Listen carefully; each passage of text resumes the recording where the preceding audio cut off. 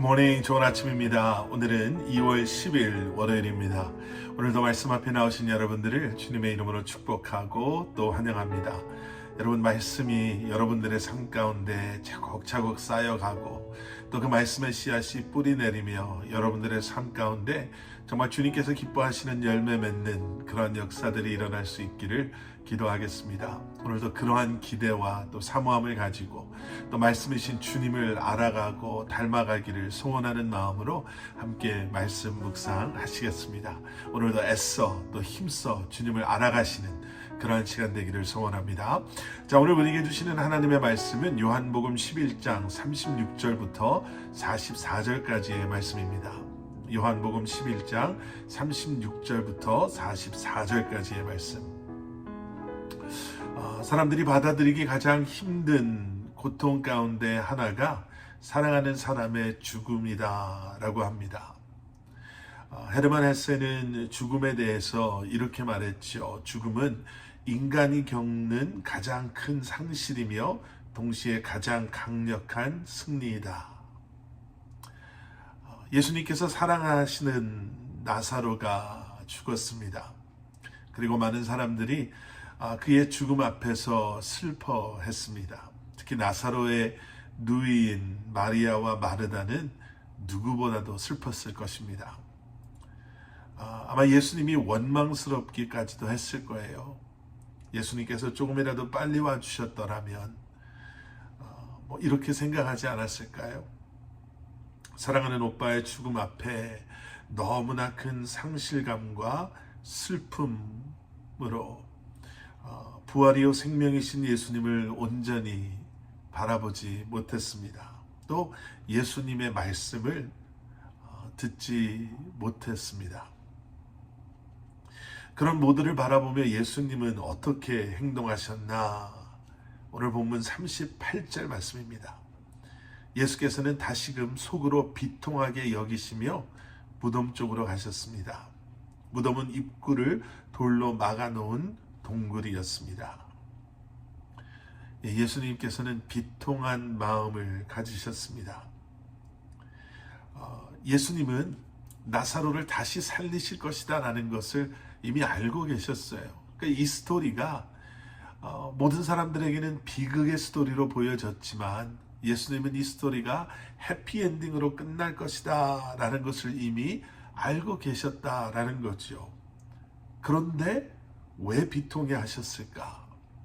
나사로가 살아날 것이라는 것을 아셨고 이 스토리의 엔딩은 해피엔딩이다 라는 걸 아신 예수님께서 왜 비통해 하셨나?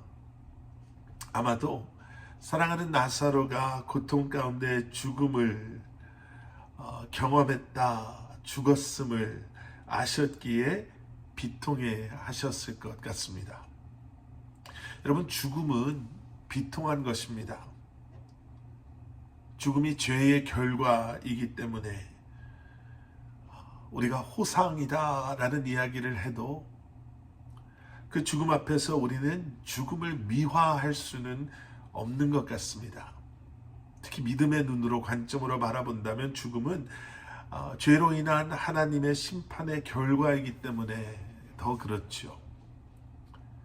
자, 그런데 그와 동시에 예수님의 비통함은 사람들에게서 부활신앙의 온전한 믿음을 찾아볼 수 없었기 때문이었습니다. 예수님께서는 이미 여러 번 마르다에게 예수님께서 생명 되심을 또 나사로가 다시 살아날 것을 말씀해 주셨죠. 우리 어제 묵상하신 말씀으로 한번 돌아가 볼까요? 어제 묵상하신 말씀 11장 23절 말씀입니다. 예수께서 마르다에게 말씀하셨습니다. 내 오빠가 다시 살아날 것이다. 또 25절과 26절의 말씀입니다. 예수께서 마르다에게 말씀하셨습니다. 나는 부활이요 생명이니 나를 믿는 사람은 죽어도 살겠고 26절 살아서 나를 믿는 사람은 영원히 죽지 않을 것이다. 내가 이것을 믿느냐? 하지만 여전히 눈물 흘리고 있는 마르다와 또 수많은 사람들을 향해서 그들의 믿음 없음을 애통해 하시는 거예요. 그래서 나사로를 다시 살리시기 전 그들에게 믿음을 요구하시는 질문을 하십니다. 명령을 하세요. 39절 말씀, 예수께서 말씀하셨습니다. 돌을 옮겨 놓아라. 죽은 사람의 누이 마르다가 말했습니다. 하지만 주여, 그가 저기 있은 지 4일이나 돼 벌써 냄새가 납니다. 죽은 사람을 말씀으로 살리시는 예수님이셨지만, 물론 말씀으로 그 돌을 움직일 수 있는 능력과 또 권세가 있으신 예수님이시지만, 거기에 있던 사람들에게 돌을 옮기라고 말씀하시는 거예요. 사람들에게는 이미 나사로는 그곳에 며칠 동안 있으면서 이제는 썩어가고 있는, 돌을 움직일 필요가 없는 상황이기에 예수님은 생각으로 경험으로 행동하는 것이 아니라 믿음으로 순종하라 말씀하시는 것입니다. 또 나사로가 무덤 밖으로 나왔을 때에도요, 사람들에게 말씀하세요. 44절 말씀, 죽었던 나사로가 나왔습니다. 그의 손발은 배로 감겨 있었고 얼굴은 천으로 쌓여 있었습니다. 예수께서 그들에게 말씀하셨습니다. 그를 풀어주어 다닐 수 있게 하라. 믿음을 보이라 라고 말씀하시는 거예요. 믿음으로 하나님의 능력에 동참하라는 엄청난 초대인 것이죠. 돌을 굴리는 것, 또 천을 풀어주는 것, 이것이 죽은 나사로를 살리는 것과 무슨 연관이 있겠습니까? 또 생명을 살리는데 비교해 보면 정말 하찮은 그러한 일로 보일 수밖에 없지만, 그 믿음의 행동이 그들의 믿음 없는 눈을 뜨게 하고 하나님의 놀라우신 능력에 동참하게 한 줄 믿습니다. 우리 사랑하는 커버넌트 교회 성도 여러분, 또 함께 말씀 묵상하는 여러분, 전지전능하신 하나님께서는 오늘도 우리에게 믿음의 삶을 원하고 계십니다.